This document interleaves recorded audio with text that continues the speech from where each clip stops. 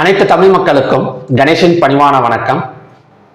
இந்த வீடியோவில் வந்து நம்ம எதை பற்றி டிஸ்கஸ் பண்ண போகிறோம் அப்படின்னா, இப்போ coming week March 2nd week வந்து மார்க்கெட் வந்து என்ன மாதிரி வந்து பர்ஃபார்மன்ஸ் கொடுக்க போகுது, அது மட்டும் இல்லாமல் அதோட சப்போர்ட் அண்ட் ரெசிஸ்டன்ஸை பற்றி நாம் வந்து டிஸ்கஸ் பண்ண போகிறோம். இப்போ லாஸ்ட் வீக் எல்லாம் என்ன மாதிரிங்க இருந்தது அப்படின்னா, இப்போ பேங்க் நிஃப்டி வந்து ஒரு 4.5% பக்கம் டவுனாக இருக்குது. நிஃப்டி வந்து எடுத்துக்கிட்டோம் அப்படின்னா அதுவும் வந்து ஒரு 2.89% பக்கம் நமக்கு வந்து டவுனாக இருக்குது. இதுக்கு என்ன காரணங்கிறது எல்லாத்துக்குமே தெரியும். ஒரு ஜியோ பொலிட்டிக்கல் டென்ஷன் அப்படின்னு சொல்லலாம். அதாவது வார் வந்து போயிட்டு இருக்கு. இஸ்ரேல், ஈரான் அண்ட் யுஎஸ் இந்த 3 நாடுகளுக்கும் பார்த்தீங்க அப்படின்னா வார் வந்து போயிட்டு இருக்கு. இது வந்து நின்னப்பாடு கிடையாது. அதாவது அப்பப்போ ஒரு நியூஸ் வந்து கன்ஃபியூஸ் பண்ணுதே ஒழிய ஒரு போர் நிறுத்தம் அப்படின்னு ஒரு ஃபுல்லாக சொல்றாங்களா அப்படின்னா கண்டிப்பாக வந்து கிடையாது. ஓகேங்களா? ஸோ இதன் மூலியமா தான் நமக்கு வந்து தொடர்ந்து வந்து பங்கு சந்தையிலேருந்து எஃப்ஐஎஸ் வந்து பணத்தை வந்து வெளியே வந்து எடுத்துட்டு இருக்காங்க. டிஐஎஸ் அதாவது டொமஸ்டிக் இன்ஸ்டிடியூஷனல் இன்வெஸ்டர்ஸ் வந்து கொஞ்சம் வந்து பை பண்ணிட்டு இருக்காங்க. அதாவது ஸ்டாக்ஸ் எல்லாம் கொஞ்சம் கீழே இறங்கி ஆவரேஜ் பண்ணுவோம்ல, ஸோ அந்த ஒரு கான்செப்ட்ல வந்து டிஐஎஸ் வந்து இப்போதைக்கு வந்து பை பண்ணிட்டு இருக்காங்க. ஓகே, இது போர் நிறுத்தம் வந்து நடக்குமா அப்படின்னு கேட்டீங்க அப்படின்னா, இப்போ ஈரான் தரப்புல வந்து நிறைய முயற்சி வந்து எடுத்துட்டு இருக்காங்க. அதாவது ஈரான் தரப்புல இருந்து இந்தியன் அவங்க நாட்டோட நேவி, அதுக்கப்புறம் பார்த்தீங்கன்னா மிலிட்ரி, அவங்கெல்லாம் பார்த்தீங்கன்னா ஒரு அப்ரோச் பண்றாங்க.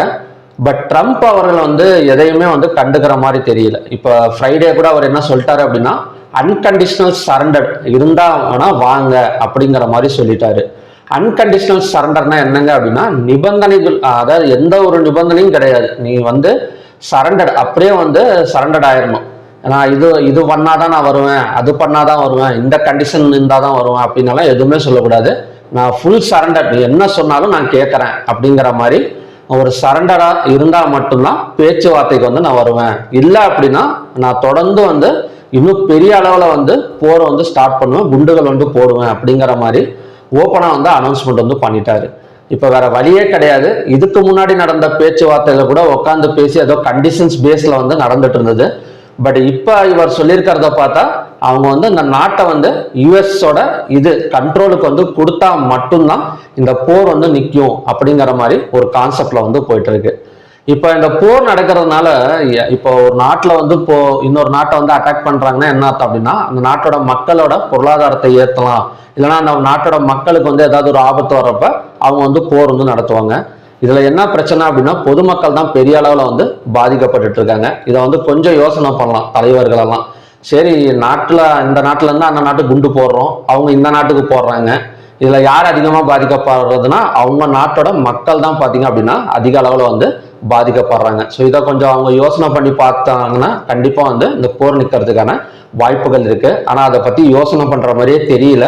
இப்பெல்லாம் என்ன ஆயிடுச்சு அப்படின்னா, ஒரு 2-3 நாளா நைட் டைமும் அட்டாக் பண்ண ஆரம்பிச்சிட்டாங்க. யுஎஸ் அண்ட் ஈரான்ல நைட் டைமும் பாத்தீங்க அப்படின்னா அட்டாக் பண்ணி பில்டிங்லலாம் பாத்தீங்க அப்படின்னா தரமட்டம் ஆக்கிட்டு இருக்கிறாங்க. இது ஒரு பக்கம். ஸோ இதை போர் நின்னா மட்டும்தான் இப்போதைக்கு வந்து கொஞ்சம் பாசிட்டிவ் சைடு வந்து வரதுக்கான ஒரு பாசிபிலிட்டி இருக்கு. பட் சப்போர்ட் இடத்துல நிறைய இடத்துல சப்போர்ட் ஜோன்ல தான் நிற்குது. இப்போ பேங்க் நிஃப்டி, சென்செக்ஸ் எல்லாமே பாத்தீங்க அப்படின்னா ஒரு சப்போர்ட் ஜோன்ல, என்எஸ்சி அண்ட் பிஎஸ்சி பொறுத்த வரைக்கும் சப்போர்ட் ஜோன்ல இருக்கு. ஒரு செல் அண்ட் ரைஸ் வந்து நடக்கிறதுக்கு சான்சஸ் இருக்கு. ஏன் செல் அண்ட் ரைஸ் நடக்கும் அப்படின்னா, இப்போ ஜியோ பொலிட்டிக்கல் டென்ஷன்ல ஈவினிங் ஒரு மார்க்கெட் முடிஞ்சதுக்கு அப்புறம் நிஃப்டி வந்து வேகமா இறங்கிடுது. ஒரு 200 பாயிண்ட் 300 பாயிண்ட் வந்து இறங்கிடுது. அதே காலையில நிஃப்டி ஓப்பன் ஆகுறப்ப நமக்கு வந்து பாசிட்டிவ்ல ஓப்பன் ஆயிடுது. ஒரு 60 பாயிண்டோ 90 பாயிண்டோ வந்து பாசிட்டிவ்ல ஓப்பன் ஆயிடுது. ஸோ இதனால என்ன நடக்குது அப்படின்னா, ஒரு கேப் டவுனே விழுந்தா கூட தொடர்ந்து வந்து அந்த இடத்துல இன்வெஸ்டர்ஸ் வந்து கொஞ்சம் உள்ளார வந்துடுறாங்க. அதாவது டிஏஎஸ் வந்து வாங்கிடுறாங்க. ஸோ அந்த இடத்துல வந்து ஒரு வாலட்டிலிட்டி கிரியேட் ஆகுது தவிர ஒரு ஒன் சைடு செல்லிங் நடக்குதா அப்படின்னு கேட்டிங்கன்னா கிடையாது. நமக்கு ஃப்ரைடேவே பார்த்தீங்கன்னா தெரியும், மார்னிங்ல இருந்து ஒரு 2 o'clock வரைக்கும் ஒரு வாலட்டிலிட்டி நடந்துட்டு இருந்தது. 2 o'clock மேலே தான் நமக்கு வந்து அந்த கத்தார் எனர்ஜி மினிஸ்டர் அவர் வந்து என்ன சொல்லியிருந்தார் அப்படின்னா, இந்த குவைட்ல வந்து ப்ரொடக்ஷனே நாங்கள் ஸ்டாப் பண்ணிட போறோம், தொடர்ந்து வந்து குண்டு வீசு வந்துகிட்டே இருக்குது, வேற வழியே இல்லை அப்படிங்கிற மாதிரி சொல்லிட்டாரு. அதன் மூலயமா அவர் என்ன வந்து தெரிவிச்சிருந்தார் அப்படின்னா, ஒரு $150 ஆயில் வந்து $150 எல்லாம் நெருங்க போகுது அப்படிங்கிற மாதிரி சொல்லிட்டாரு. ஸோ இதனால என்ன பண்ணிட்டாங்க அப்படின்னா, இன்வெஸ்டர்ஸோட கான்செப்ட் என்னன்னா, எஃப்ஐஎஸ் வந்து என்எஸ்சி அண்ட் பிஎஸ்சி வந்து அமௌண்ட்டை வெளியெடுத்து க்ரூட் ஆயில இன்வெஸ்ட்மெண்ட் பண்ணியிருக்கலாம் அப்படிங்கிறது தான் என்னோட இது. ஸோ அப்படி வெளியெடுக்கிறப்ப தான் நமக்கு வந்து மார்க்கெட் வந்து பெரிய அளவில் ஒரு கிராஷ் நடந்திருக்கு. இப்போ க்ரூட் ஆயில் எல்லாம் பார்த்தீங்கன்னா கிட்டத்தட்ட $83-84 எல்லாம் டச் பண்ணிடுச்சு. இப்போ அவரை சொல்லியிருக்கிற கணக்குப்படி பார்த்தோம் அப்படின்னா ஒரு க்ரூட் ஆயில் எல்லாம் 15,000 டச் பண்றதுக்கு பாசிபிலிட்டி இருக்கு அப்படிங்கிற மாதிரி தான் அவர் வந்து தெரிவிச்சிருக்காரு. இப்போதைக்கு க்ரூட் ஆயில் ஃப்ரைடே மட்டுமே நமக்கு வந்து 1000 பாயிண்ட்ஸ் வந்து ஏறி இருக்கு. இதெல்லாம் ரொம்ப வந்து ரேர் அப்படின்னு சொல்லலாம். லாஸ்ட் வீக்ல இந்த மாதிரி மேஜிக் எல்லாம் பாத்தீங்க அப்படின்னா நமக்கு வந்து நிறையவே நடந்திருக்கு. மார்ச் ஃபர்ஸ்ட் வீக்ல நிறைய ஏதாவது பங்கு சந்தை எதிர்பார்க்காதது நிறைய வந்து நடந்திருக்கு. அது எம்சிஎக்ஸ்ல குறிப்பா வந்து சொல்லலாம். இப்ப கோல்டு அண்ட் சில்வர் எல்லாம் நமக்கு வந்து ஏறலைங்க. இப்ப போர் நடந்துட்டு தானே இருக்கு. இப்ப இதுக்கு முன்னாடி எல்லாம் கோல்டு அண்ட் சில்வர் எல்லாம் பாத்தீங்கன்னா பட்டையை கிளப்பிட்டு எங்கேயோ போனது. இப்ப ஏன் போர் நடந்துட்டு இருக்கிறப்ப ஏன் ஏறல அப்படின்னா, இப்ப கோல்டு அண்ட் சில்வரை பொறுத்த வரைக்கும் எப்ப வேணா இறங்கும். அந்த கான்செப்ட்ல தான் இன்வெஸ்டர்ஸ் வந்து இன்னும் வந்து உள்ளார வராம இருக்கிறாங்க. இப்ப திடீர்னு நாளைக்கே வந்து ஒரு சமரசம் பேசி ஒண்ணு கூடி பேசி சரி நிறுத்தலாம் போதும் மக்கள் எல்லாம் இறந்துட்டு இருக்கிறாங்க அப்படின்னு ஓவர் நைட்ல அறிவிச்சாலும் அறிவிக்கலாம், இல்லைன்னா 2 நாள் அறிவிச்சாலும் இந்த மாதிரி அறிவிச்சிட்டாங்க அப்படின்னா கோல்டு அண்ட் சில்வர் இன்னும் கொஞ்சம் நிறைய வந்து செல்லிங் ப்ரெஷர் வந்து கொடுக்க ஸ்டார்ட் பண்ணிடுவாங்க. ஸோ அதனாலதான் கோல்டு அண்ட் சில்வர் இப்போதைக்கு வந்து யாருமே வந்து கை வைக்காம இருக்கிறதுக்கு ஒரே ரீசன் அதுதான். அதனாலதான் ஒரு குறிப்பிட்ட ரேஞ்சை வந்து தாண்டி வந்து போகல. ஓகேங்களா? ஸோ கம்மிங் வீக்ல எப்படிங்க இருக்கும் அப்படின்னா, வார் நின்னாதங்க. ஏதாவது ஒரு ட்ரம்ப் சைட்ல இருந்து ஏதாவது ஒரு அனௌன்ஸ்மெண்ட் வந்து வரணும். நாங்க வந்து வாரம் வந்து ஸ்டாப் பண்றதுக்கு இந்த மாதிரி கண்டிஷனுக்கு மட்டும் நீங்க வந்து ஒத்துக்கங்க போதும் அப்படிங்கிற மாதிரி ஏதாவது ட்ரம்ப் சைட்ல இருந்து ஏதாவது ஒரு அனௌன்ஸ்மெண்ட் வந்து வரணும்.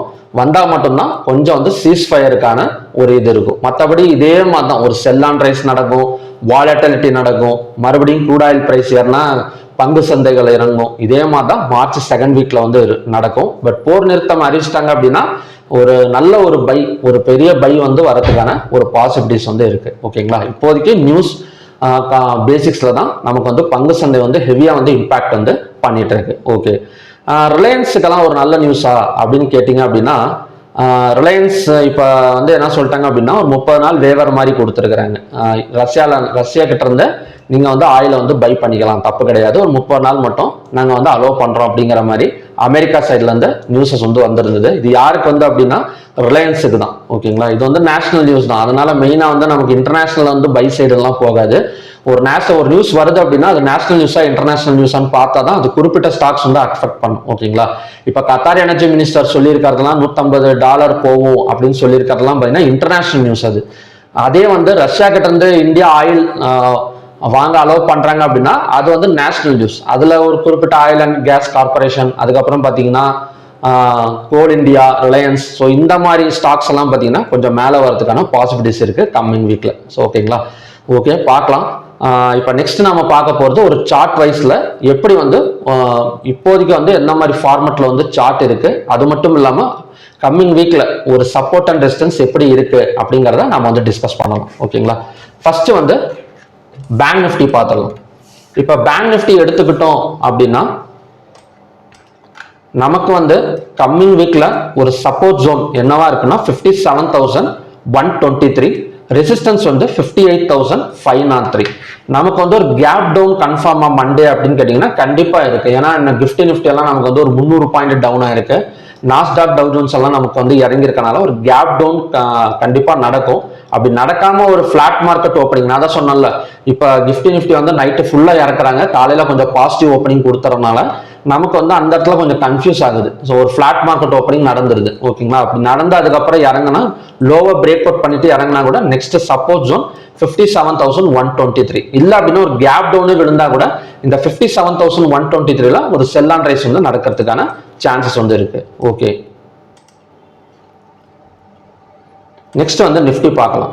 இப்ப நிஃப்டி எடுத்துக்கிட்டோம் அப்படின்னா இந்த இடத்துல வந்து ஒரு பேட்டர்ன் வந்து நமக்கு வந்து கிரியேட் ஆயிருக்கு. ஸோ அந்த இடத்துல பிரேக் அவுட் கொடுத்து நமக்கு வந்து ஒரு கேப் டவுன் வந்து ஃபார்ம் ஆயிருக்கு. ஓகேங்களா? இந்த ஜோன் பார்த்தீங்கன்னா தெரியும், ஒரு பேட்டர்ன் கிரியேட் ஆயிருக்கு. இந்த பேட்டர்ன் இதுக்கு முன்னாடி கிரியேட் ஆனது இல்லையா அப்படின்னு கேட்டீங்கன்னா இந்த இடத்துல நமக்கு வந்து இந்த பேட்டர்ன் கிரியேட் ஆயிருக்கு. ஆனா என்ன அர்த்தம், மறுபடியும் பார்த்தீங்கன்னா ரிவர்ஸ் போயிட்டு தான் நமக்கு மிட் பாயிண்ட்டை டச் பண்ணிட்டு கீழே இறங்கிட்டு இருக்கு. இப்போ next support and resistance zone எந்த இடத்துல வைக்கலாம் அப்படின்னா 24,256 தான் நமக்கான நெக்ஸ்ட் சப்போர்ட் ஜோன். கம்மிங் வீக்கோட சப்போர்ட் ஜோன் வந்து 24,256.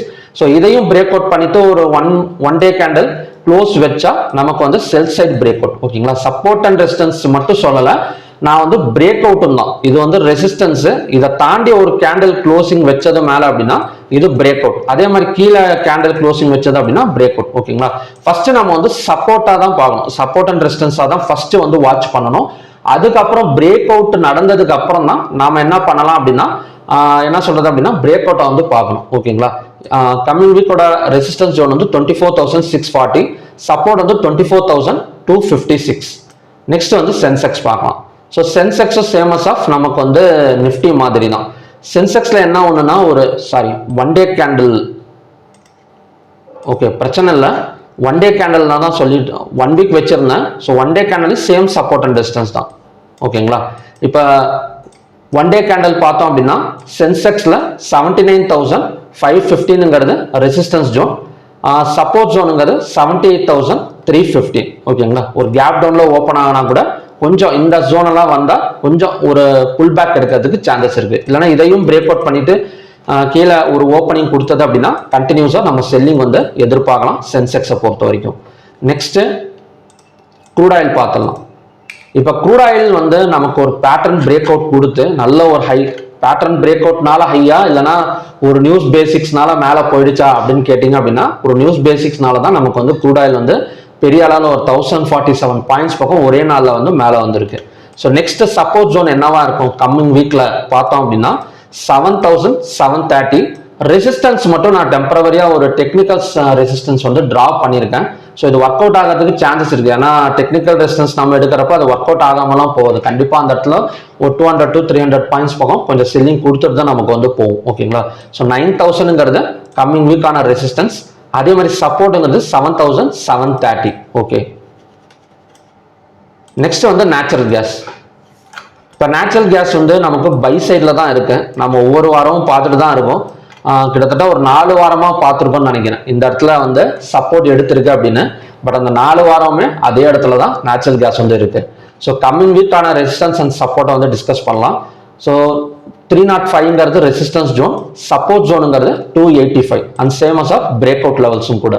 நெக்ஸ்ட் வந்து கோல்டு. இப்போ கோல்டு எடுத்துக்கிட்டா அதான் நான் சொன்னல ஒரு வாலட்டிலிட்டி தாங்க இருக்கும். அந்த நியூஸ் வந்து எப்போ வேணா நமக்கு வரலாம் அப்படிங்கிற ஒரு கண்டிஷன்ல தான் கோல்டு வந்து நின்றுட்டு இருக்கு. ஒரு போர் நிறுத்தம் சீஸ்ஃபயர் நியூஸ் வந்து திடீர்னு கொடுத்துட்டாங்கன்னா என்ன பண்றது, அதனால தான் பயந்துட்டு வாங்காம பெரிய அளவில் கொண்டு போகாம இருக்கிறாங்க இப்போதைக்கு. ஸோ கம்மிங் வீக்கோட எப்படியும் ஒரு வாலட்டிலிட்டி வந்து எதிர்பார்க்கலாம். கோல்டு நமக்கு வந்து நியர்பை சப்போர்ட்ல நிற்குது அப்படின்னு சொல்லலாம். அதாவது 1,58,560. ரெசிஸ்டன்ஸ் ஜோனுங்கிறது 1,64,750. ஸோ இதுக்குள்ளார நமக்கு வந்து வாலட்டிலிட்டி எடுக்கிறதுக்கு சான்சஸ் வந்து இருக்கு. நெக்ஸ்ட் வந்து சில்வர். இப்போ சில்வர் பார்த்தோம் அப்படின்னா சேமஸ் ஆஃப் நமக்கு வந்து ஒரு ஹேமர் கேண்டல் வந்து ஃபார்ம் ஆயிருக்கு. நமக்கு ஹையா பிரேக் அவுட் பண்ணால் 2,78,941 வரைக்கும் வரதுக்கான பாசிபிலிட்டிஸ் இருக்கு. நெக்ஸ்ட் லோவர் பிரேக் அவுட் பண்ணால் 2,57,300ங்கிறது நமக்கான சப்போர்ட் ஜோன். ஓகேங்களா, ஸோ இதுதான் பார்த்தீங்கன்னா கம்மிங் வீக்கான ஒரு strong support and resistance levels. Okay, செக்டார்லாம் எப்படிங்க இருக்கு அப்படின்னா நமக்கு ஃப்ரைடே மட்டும் பார்க்கலாம். ஃப்ரைடே வந்து ஐடி செக்டார், கெமிக்கல் செக்டார், அப்புறம் எம்எஸ்ஐடி, டெலிகாம் இதெல்லாம் இது மட்டும் தான் நமக்கு வந்து கொஞ்சம் வந்து பாசிட்டிவ்ல பெரிய அளவில் பாசிட்டிவ்ல இல்லை, பணத்தை வந்து வெளியே எடுக்கலை அப்படிங்கிற மாதிரி சொல்லலாம். ஓகேங்களா, இப்போதைக்கு செக்டார்லாம் நமக்கு வந்து ஒரு செல்லிங் ப்ரெஷர்ல தான் இருக்கு. ஸோ மண்டே ஏதாவது கொஞ்சம் கரெக்டாக ஒரு சப்போர்ட் ஜோன்ல இருந்தோம், சப்போர்ட் ஜோன்ல பக்கத்தில் வந்து ஒரு ரெக்கவரி நடந்தது அப்படின்னா பையர்ஸ் உள்ளார வர ஸ்டார்ட் பண்ணுவாங்க. அந்த இடத்துல வேணா நமக்கு வந்து என்னன்னா கொஞ்சம் வந்து பை எடுக்கிறதுக்கு சான்சஸ் வந்து இருக்கு. நெக்ஸ்ட் வந்து யூஎஸ்டி ஐஎன்ஆர் பார்த்தலாம்.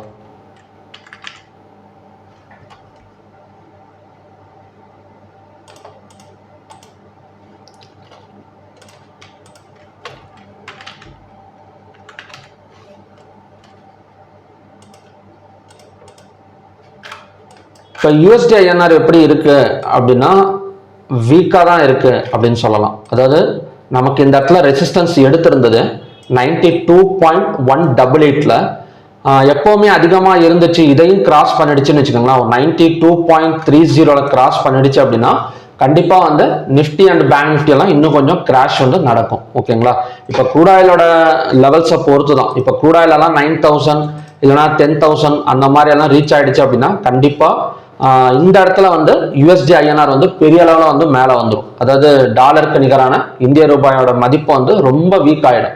92, 93 எல்லாம் பிரேக் அவுட் பண்ணிடுச்சு. இந்த 92.18 பிரேக் அவுட் பண்ணிட்டு 92.5 வந்துட்டா கூட ரூபாயோட மதிப்பு வந்து ரொம்ப வந்து இதாயிடும். அந்த இடத்துல பணத்தை வந்து வெளியெடுக்க ஆரம்பிச்சிருவாங்க. நெக்ஸ்ட் வந்து இந்தியா விக்ஸ் எப்படி இருக்கு அப்படின்னா, இந்தியா விக்ஸை பொறுத்த வரைக்கும் அதுவுமே கொஞ்சம் வந்து பயத்துல தான் இருக்கு. அதாவது 19.88. ஓகேங்களா? ஸோ இதெல்லாம் கொஞ்சம் இறங்கணும். இதெல்லாம் கொஞ்சம் இறங்கினா நமக்கு வந்து இன்வெஸ்டர்ஸ் வந்து உள்ளார வருவாங்க.